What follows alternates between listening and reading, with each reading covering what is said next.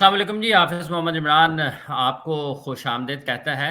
IPL के matches जारी हैं। इंडिया ने अपना जो वर्ल्ड कप का स्कोर पर भी नज़रें हैं। कल बहुत शानदार बल्लेबाज़ी की है।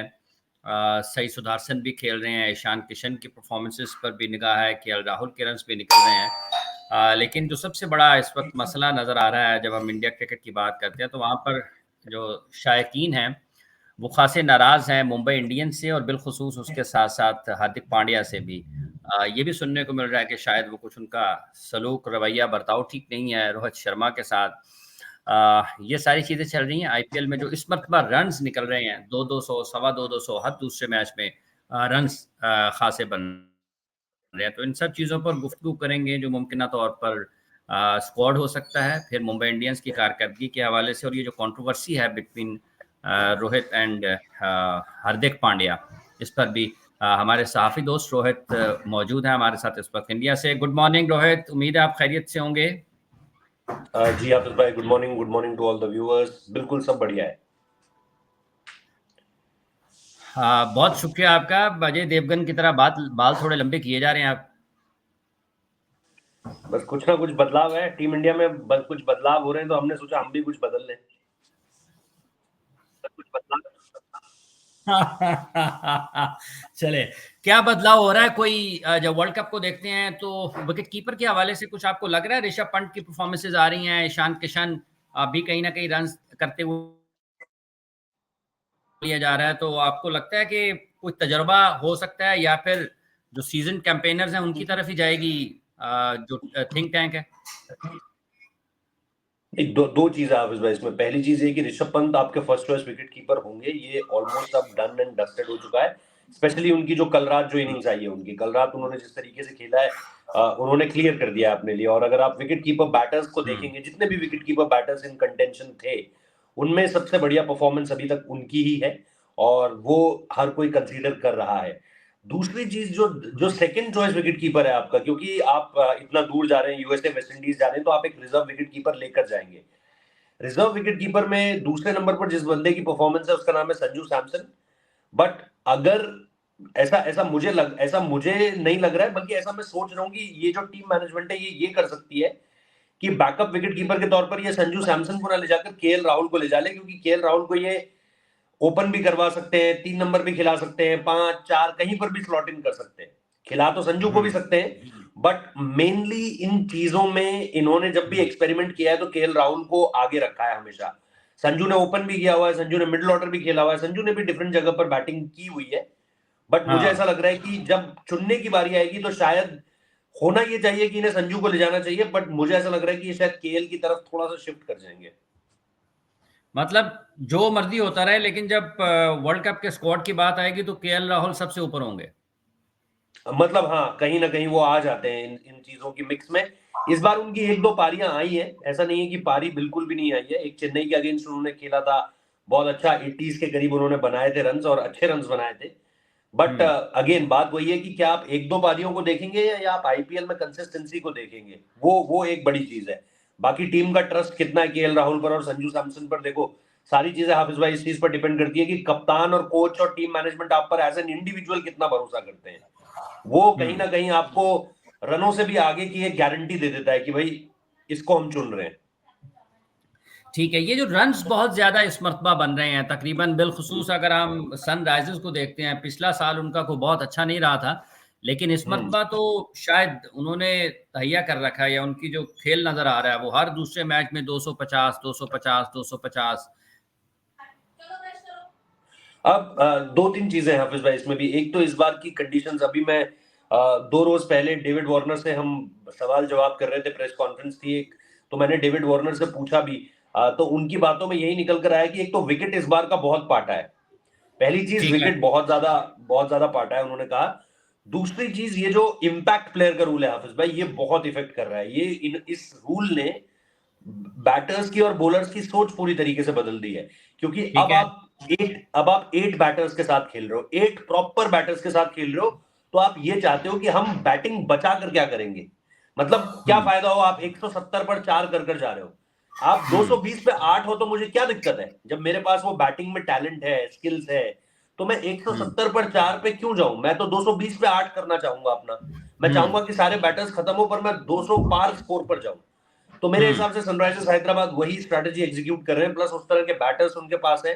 अभी तक अभिषेक शर्मा को किसी ने इतना तेज खेलते हुए नहीं देखा था, बट वो क्या हमारे यहाँ कहते हैं खरबूजे को देख के खरबूजा रंग बदलता है, तो वो वही चीज हाँ। आपको वहां पर देखने को मिल रही है कि सामने वाले को देखकर आपको भी अपनी तरफ से वो क्रिकेट खेलने पर आप भी चाहते हो कि मैं भी इस तरह की क्रिकेट खेलूं। सो मेरे को लगता है दो तीन चीजें हैं। पहला, विकेट फ्लैट्स हैं, बिल्कुल फ्लैट विकेट्स हैं। दूसरी चीज, ये जो इम्पैक्ट प्लेयर का रूल आया, इसने बहुत ज्यादा खिलाड़ियों को ना यहाँ साइकोलॉजिकली बहुत ज्यादा स्ट्रांग कर दिया है कि यार अभी तो बैटिंग है, तो मार कर खेलते हैं, जितना हो सके मार कर खेलते हैं। तो आई थिंक वो चीज इस पे जो सबसे बड़ा पॉइंट है कि रन इतने ज्यादा क्यों बन रहे हैं, मेरे हिसाब से इम्पैक्ट प्लेयर रूल जो पिछले साल आया था उसे इस साल से लोगों ने समझना शुरू कर दिया टीमों ने, और अब वो उस तरीके से बढ़ रही है इसको ये जो खेलने को लेकर। इम्पैक्ट प्लेयर का रूल है, आपके ख्याल में ये फिर इसने ज्यादा बैटिंग फ्रेंडली नहीं कर दिया है? नहीं, खराब है। अगर आप टूर्नामेंट के लिहाज से देखोगे तो एंटरटेनमेंट जरूर देगा, बट अगर आप इंडियन क्रिकेट के फ्यूचर के लिहाज से देखोगे तो खराब है रूल। ये आपके ऑलराउंडर्स को नहीं पनपने देगा।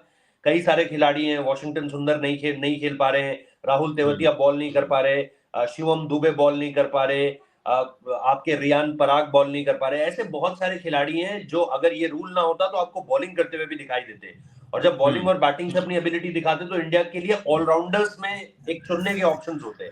अभी हम हार्दिक पांड्या को लेकर क्यों बोल रहे हैं? हम यही बोल रहे हैं कि ऑप्शन ही नहीं है कोई, और ये रूल उस पे और ज्यादा, मतलब करेला ऊपर से नीम चढ़ा कि भाई ये रूल और ज्यादा खराब कर देगा उसको। तो इसीलिए आपने देखा होगा रोहित शर्मा ने इसको लेकर के बोला है कि उन्हें ये रूल पसंद नहीं है। फिर जब हम दिल्ली में जा रखे थे तो मैं अक्षर पटेल से हमने ये सवाल किया, अक्षर पटेल ने इसको मना किया। मुकेश कुमार जो इंडिया के बॉलर है उनसे पता किया, उन्होंने मना किया इसके बारे में। तो हाफिज भाई, अभी भी मैं ऑफ द रिकॉर्ड भी आपको बता रहा हूं कि ऑफ द रिकॉर्ड भी जिनसे भी बात हो रही है, जिन भी प्लेयर्स से बात हो रही है, मेरे को हाँ। एक भी इंडियन प्लेयर ऐसा नहीं मिला है जिसने इस रूल के बारे में बोला हो कि यार ये बहुत अच्छा रूल है। किसी ने इसकी तारीफ नहीं की है। अच्छा, यानी कि ये तनकीद की जद में है, और इसकी वजह से आपने एक बड़ी सख्त मिसाल भी दे दी है। करेला भी है और फिर नीम चढ़ा भी है। मतलब आप देखो ना, आपको ऑलराउंडर्स ही नहीं मिल पाएंगे। हम्म। आप पहले से ही जिस चीज को लेकर के गर्त में हो कि भाई आपके पास एक ही ऑप्शन है, आपको तो ये करना चाहिए था ना कि कुछ ऐसा किया जाए कि और ऑप्शंस मिले ऑलराउंडर्स के। आपने ये कर दिया है कि ऑलराउंडर और ज्यादा खत्म हो जाएंगे। ठीक है। अगर शिवम दुबे अगर जी जी, अगर शिव। अगर एम एस धोनी अगर एम एस हाँ। धोनी के पास 12वें प्लेयर का ऑप्शन ना होता, इम्पैक्ट प्लेयर का ऑप्शन ना होता, तो वो शिवम दुबे से बॉलिंग भी कराते या शिवम दुबे को खिलाते ही नहीं। तब आपको पता चलता ना कि कौन सा कप्तान किस खिलाड़ी को लेकर के क्या सोच रखता है। इसमें तो आपके पास या तो फिर वर्ल्ड कप भी ऐसा ही कर दो कि 12 में से चुनना हो। ठीक है। अच्छा, ये जो आपने अभी हार्दिक पांड्या की बात की है, मुंबई इंडियंस की कारकर्दगी कोई बहुत अच्छी नहीं रही है। उसके साथ साथ एक तो उनको अपनी कारकर्दगी की वजह से तनकीद का सामना है, फिर दूसरा बहुत ज्यादा क्रिटिसिज्म सुनने को मिल रहा है, देखने को मिल रहा है, सुनने से ज्यादा देखने को मिल रहा है। जो हम पढ़ते हैं तो लोग बहुत ज्यादा नाराज हैं कि शायद उनका रवैया रोहित की तरफ कुछ ठीक नहीं है। इसमें दो तीन बातें हैं। पहली चीज, अगर आप देखोगे तो बैकलैश तो मिलना था, ये तो पहले से पता था। इसमें मैं मानूंगा हार्दिक पांड्या दोषी नहीं है। इस पे मुंबई इंडियंस की जिन भी लोगों ने ये सोचा और जिस तरीके से ये प्लान आउट किया, हाँ। सॉरी, जिस भी तरीके से ये पैन आउट किया वो गलत तरीके से हुआ। हाँ। अगर आप इसमें देखोगे तो कहीं पर भी आपको देखकर ये नहीं लगेगा कि रोहित शर्मा को इस फैसला को लेते समय ऑन बोर्ड रखा गया। मैंने दो तीन लोगों से बात करी, जर्नलिस्ट से बात करी, कुछ लोगों से बात करी, उन्होंने बताया कि इन्होंने इन बिटवीन टूर्नामेंट, जब हम लोग वर्ल्ड कप कवर कर रहे थे हाफिज भाई, तब इन लोगों ने हाँ। रोहित शर्मा को बीच में बताई ये बात। और रोहित शर्मा को ये नहीं बताया था कि हार्दिक एज अ कैप्टन आ रहा है। तो अगर आप एक इतने सक्सेसफुल, इतने बड़े लीडर को रिप्लेस करना चाहते हो और एकदम से एट अ टाइम करना चाहते हो, तो कम से कम उसे ऑन बोर्ड तो ले लो उस फैसले को लेकर के। ठीक है। मतलब कोई ऐसा एरा गैरा खिलाड़ी थोड़ी है, वो बहुत बड़ा खिलाड़ी है, वर्ल्ड क्रिकेट में उसका नाम है। आईपीएल में कप्तानों की लिस्ट में वो धोनी को टक्कर देता है। हम आर्ग्यू कर सकते हैं कि रोहित शर्मा बेटर या एमएस धोनी, इस लेवल का वो कप्तान है। उस कप्तान को बिना अपने बिलीफ सिस्टम में लिए हुए, अपनी नोन थिंग्स में लिए हुए, आपने एक इतना बड़ा फैसला ले लिया। और उसके बाद आप ये तक नहीं करवा पाए कि चलो, उसके बाद कहीं मार्क बाउचर साउथ अफ्रीका में एक पॉडकास्ट करते हैं, वहां पे जिस तरीके के बयान देते हैं उसमें रोहित शर्मा की वाइफ जो है वो लिख देती है कि ये इसमें से सारी काफी चीजें झूठ बोल रहे हैं ये शख्स। तो अगर आपके हेड कोच को लेकर के आपके इतने सीनियर प्लेयर की वाइफ ऐसा कुछ लिख दे रही है, तो इक्वेशन कहां से ठीक होगी हाफिज भाई? और मुंबई इंडियंस आज तक रोहित शर्मा से एक मैसेज नहीं दिलवा पाए हैं। जैसे आपको याद होगा कि जब जब बाबर को कप्तान बनाया गया शाहीन के बाद, तो शाहीन से एक स्टेटमेंट दिलवा दिया। वो कैसे आई वो आपको भी पता है। वो ठीक उनको है। वो उनको नजर में रखते हुए आई, नहीं रखते हुए आई, मुझे नहीं पता, अलग हुई। लेकिन वो अलग थी। शाहीन कुछ और कहना चाहते थे। यहाँ पर तो ये भी नहीं हुआ। यहाँ पर तो रोहित शर्मा की तरफ से स्टेटमेंट भी नहीं आई कोई, ना मुंबई इंडियंस कोई वीडियो सामने रख पाया इससे जुड़ा हुआ। तो कुल मिलाकर के अगर आप देखोगे तो ये दुनिया को पता चल रहा है कि रोहित शर्मा के साथ सही नहीं हुआ है। मैं इसमें ठीक है। हार्दिक पांड्या की बहुत गलती नहीं मानूंगा। हम और आप भी एक ऑर्गेनाइजेशनल और प्रोफेशनल स्ट्रक्चर में काम करते हैं हाफिज भाई। हमारे ओके। पास भी कुछ अच्छी अपॉर्चुनिटी आएगी तो हम भी उसकी तरफ जाएंगे। जाएंगे। बट मैं वही कह रहा हूँ, हार्दिक बेटर कर सकते थे चीजों को। हार्दिक बेटर कर सकते थे, ऐसा नहीं है कि हार्दिक बिल्कुल ही इस पूरे के पूरे मामले में कहीं नहीं है। लेकिन मेरी दिक्कत इस बात से है कि अब जो वो कर रहे हैं ना, वो प्रिटेंड करने की कोशिश कर रहे हैं कि मुझे कोई फर्क नहीं पड़ता, जबकि उन्हें फर्क पड़ रहा है। दिमागी तौर पर उन पर नेगेटिविटी बहुत ज्यादा इस चीज को लेकर के आ चुकी है कि हर तरफ मुझे बू किया जा रहा है, हर तरफ मेरे को लेकर के जो है वो ऐसी बातें की जा रही है जो नहीं की जानी चाहिए थी। तो वो चीज मुझे लग रहा है कि कहीं ना कहीं उनको इफेक्ट कर रही है और वो उसको दिखा नहीं रहे हैं, वो कुछ और प्रिटेंड कर रहे हैं। तो वो चीज उनकी कप्तानी भी नहीं करवा पा रही है, और ना उनसे बैटिंग हो पा रही है उस तरीके से, ना बॉलिंग हो पा रही है, और ना वो कैप्टनसी के फैसले ले पा रहे हैं। और जितना मुझे पता है कि ये टीम भी एकजुट नहीं है इस समय पर। अच्छा, ये जो उसकी ये वाली कारकर्दगी है इस पीएसएल आईपीएल में हार्दिक पांड्या की, आपको लगता है कि इसको देखते हुए कहीं ना कहीं उनकी वर्ल्ड कप में जो शिरकत है उस पर सवालिया निशान लग सकता है, वो खतरे में आ सकती है? और दूसरा, ऋषभ पंत वापस आए हैं, उनकी कारकर्दगी को आप कैसे देख रहे हैं? अभी कल तो मेरा ख्याल उन्होंने बहुत एक धुआंधार इनिंग्स खेली है, 200 से ज्यादा का स्ट्राइक रेट था। जी, पहली चीज ये कि अगर परफॉर्मेंस नहीं आएगी तो हार्दिक पांड्या के लिए बहुत मुश्किल हो जाएगा। अभी वो जिस तरह की परफॉर्मेंस कर रहे हैं उस तरह की परफॉर्मेंस ही करते रहे तो अब यहाँ पर वही बात आ जाती है हाफिज भाई कि आप करोगे क्या? क्योंकि बिना हार्दिक पांड्या के आप 5 बॉलर्स के साथ खेलोगे। 5 बॉलर्स, आप हमेशा से क्रिटिसाइज होते रहे हो कि आपके पास एक्स्ट्रा बॉलर नहीं है, एक्स्ट्रा बॉलर नहीं है। हार्दिक को ले जाते हो तो बहुत ही एवरेज परफॉर्मेंस के साथ ले जाना पड़ेगा, और वहां जाकर अगर वो क्लिक कर जाता है तो एक अलग बात होगी। बट अभी अगर आप जिस फॉर्म में आप देख रहे हो उन्हें, बहुत मुश्किल है कि आप उन्हें लेकर जाने की सोचो। लेकिन फिर दूसरी चीज वही आ जाती है कि आपके पास ऑप्शन कुछ नहीं है, तो आपको लेकर जाना ही पड़ेगा। ठीक वरना है। आप शिवम दुबे अगर बॉलिंग कर रहे होते तो आप उनको भी ले जा लेते, और कोई अच्छा कर रहा होता आप उनको ले जा लेते अभी। लेकिन क्योंकि ये बंदा परफॉर्म नहीं कर रहा है तो आपके पास विकल्प ही नहीं है, कोई ऑप्शन ही नहीं है कि ले जाए ना ले जाए का सवाल ही पैदा नहीं होता है। तो बहुत हद तक हार्दिक पांड्या उस लिस्ट में रहने वाले हैं। बट जैसा मैंने कहा कि अगर आपके पास ऑप्शंस होते तो फिर मे भी चीजें इधर उधर हो सकती थी। बाकी ऋषभ पंत को लेकर के जो आपने पूछा, मेरे हिसाब से बढ़िया खेल रहे हैं। मैंने रिकी पॉन्टिंग से पूछा था, रिकी पॉन्टिंग ने मुझे बोला कि मैं आपको बताता हूं कि जब पिछले साल मैं पहली बार ऋषभ पंत से मिलने गया था एक्सीडेंट के बाद, तो रिकी पॉन्टिंग ने कहा मुझे देख के नहीं लगा था कि ये वापसी कर जाएगा, नहीं लगा था उन्हें। और जब रिकी पॉन्टिंग जैसा स्टेचर का बंदा ये बात बोल रहा है तो आप समझ रहे हो कि ये कितनी बड़ी बात है। लेकिन उसके बाद उन्होंने कहा कि जिस तरीके से इसने फिर कम किया है, और अब जिस तरीके से इसके रिफ्लेक्सेस हैं, कीपिंग कर रहा है, बैटिंग कर रहा है, रनिंग बिटवीन द विकेट्स, बड़े शॉट्स खेल रहा है, आपको एकदम से ये लगने लगा है कि अरे ये ऋषभ पंत तो कहीं गया ही नहीं था। आप देखते हो ना कि यार एक खिलाड़ी को इतनी बड़ी इंजरी के बाद आने में टाइम लगता है, महीना 2 महीना, फिर आप धीरे धीरे उसे ग्रुप आते हुए देखते हो, अपने पूरे रंग रूप में आते हुए देखते हो।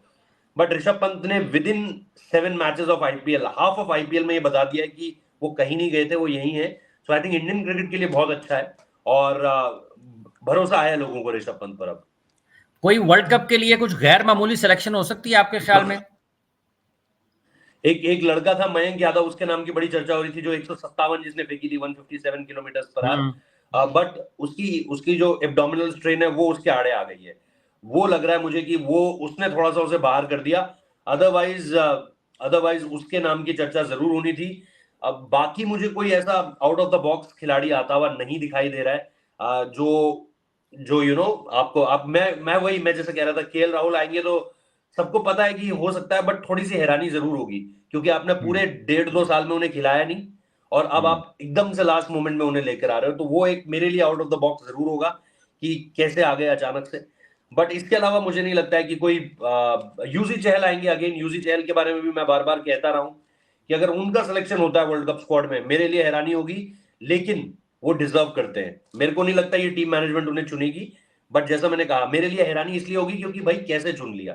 चुनना जरूर चाहिए, he is the best option you have, लेकिन अगर वो आते हैं तो फिर आपको देखना है कि भाई किस तरीके से होता है। अब कुलदीप यादव का नाम लॉक हो चुका है, लेकिन कुलदीप यादव के बाद एक बंदा जो डिजर्व करता है वो यूजी चहल है। ठीक है। अच्छा, दूसरा ये बताइएगा कि अभी इनकी जो मेरा ख्याल है सौरव गांगुली साहब ने बोला कुछ रोहित और विराट की आवाज। हाँ, मैंने ही वो सवाल किया था, मैंने ही सवाल किया था। अच्छा, वो क्या उसका पूछने का क्या था और उसका जवाब जरा क्या तफसील क्या उसकी? देखिए, बहुत बहुत जगह ये बात चल रही थी मीडिया में, लोकल मीडिया में ये बात चल रही थी कि रोहित और विराट ओपन कर सकते हैं। सोर्सेस के हवाले से जो खबर मिल रही थी उसमें यही था कि रोहित और विराट को ओपन करेंगे तो आपका कॉम्बिनेशन सही हो जा रहा है। तो मैंने उसी को लेकर के पूछा था, मैंने कहा दादा ये एक बात चल रही है। तो पहले तो वो मुस्कुराए, उन्होंने बोला मैं सिलेक्टर नहीं हूँ। हाँ, और फिर उन्होंने कहा कि मैंने कहा दादा मैं आपका पर्सनल पॉइंट ऑफ व्यू जानना चाह रहा हूँ, आप क्या सोचते हो। मैं ये नहीं कह रहा कि आप सेलेक्ट कर दो टीम, हाँ, आप अपना पॉइंट ऑफ व्यू बताओ। तो उन्होंने कहा अगर आप बिल्कुल मेरा, उन्होंने कहा दोनों को जाना चाहिए। विराट में एबिलिटी है 40 बॉल पर 100 बनाने की भी, ऐसा नहीं है कि वो आपको 60-65 बॉल पे 100 बनाएगा। तो उसमें उन्होंने सीधे तौर पर कहा मुझे फिर कि मैं ये चाहता हूं, मैं सिलेक्टर्स पर कोई दबाव नहीं बना रहा हूं, मैं नहीं चाहता कि मैं ये भी नहीं कह रहा कि सिलेक्टर्स को यही करना चाहिए, बट अगर आप मेरी पर्सनल ओपिनियन ले तो विराट और रोहित को ओपन करना चाहिए। ये मेरी निजी राय है, ये मेरा पर्सनल पॉइंट ऑफ व्यू है विराट और रोहित को लेकर के। बट अब उसी दिन रात को यशस्वी जायसवाल ने 100 मार दिया। तो हाँ। आई थिंक ये थोड़ा सा मुश्किल लग रहा है अब। बट पता नहीं, हो भी सकता है कि आप इन दोनों को जायसवाल ओपन आपको करता हुआ देखें। जायसवाल आपको लगता है वर्ल्ड कप की टीम में होंगे? होने चाहिए, होने चाहिए। वो एक ऐसा खिलाड़ी है जो इम्पैक्ट उस तरह का दे सकता है स्ट्राइक रेट को लेकर, और उस तरह की विकेटों में रन बना सकता है। वेस्ट इंडीज में अभी अच्छी पारियां खेल कर भी आया लास्ट ईयर। पिछले 2 साल में 2 दौरे किए इंडियन टीम ने वेस्ट इंडीज के। तो वो चीजें देखते हुए मुझे लग रहा है कि जायसवाल होंगे भी, नहीं हुए तो वो शॉकर होगा एक।